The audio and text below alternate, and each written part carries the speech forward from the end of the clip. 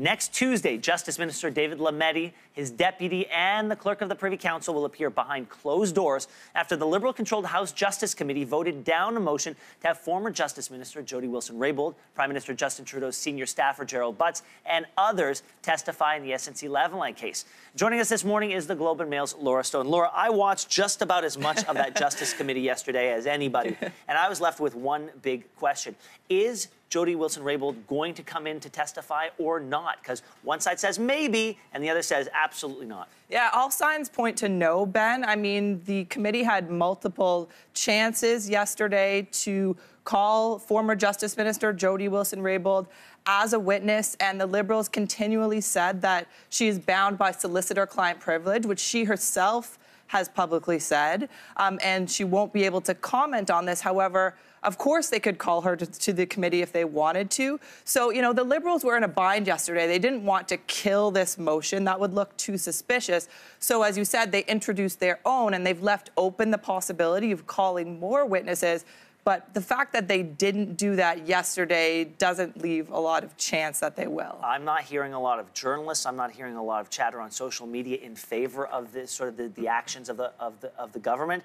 Justin Trudeau seems to have taken the advice that a good defense is a strong offense. Can he get through this, or is he going to have to walk any of this back? Well, I mean, he is doubling down on what he's saying about Jody Wilson-Raybould, saying she should have come to him if she had concerns. We know that she's lawyered up, Ben. She has retained a former Supreme Court judge to advise her on what she can say publicly. So it does sound like she is going to say something about this apparent dispute that is going on between her and the Prime Minister's office. And when she does, that could be very bad news for Justin Trudeau. This is a government that was elected on the wings of transparency and higher ethical standards. We're now staring down the barrel of a fifth ethics investigation for this government. How do you think this is going to play come election time? Well, you know, ethics is now turning into one of the major issues. We're 8 months out from an election campaign. A week ago, we all thought the election was going to be about the carbon tax, the economy, maybe immigration.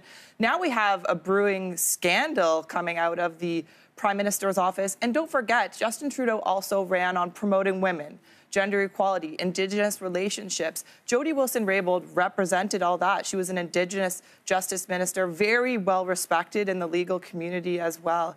And now we have this fight that is going on between her and the Prime Minister's office. So this is not going away anytime soon. What do you think the next steps are? Do we wait for Tuesday? Of course we wait for Tuesday. I mean, this next meeting is going to be take place behind closed doors, and that is what the Liberals asked for. They want this study to be more broad, not specifically about this SNC-Lavalin issue, but the legal issues at play here.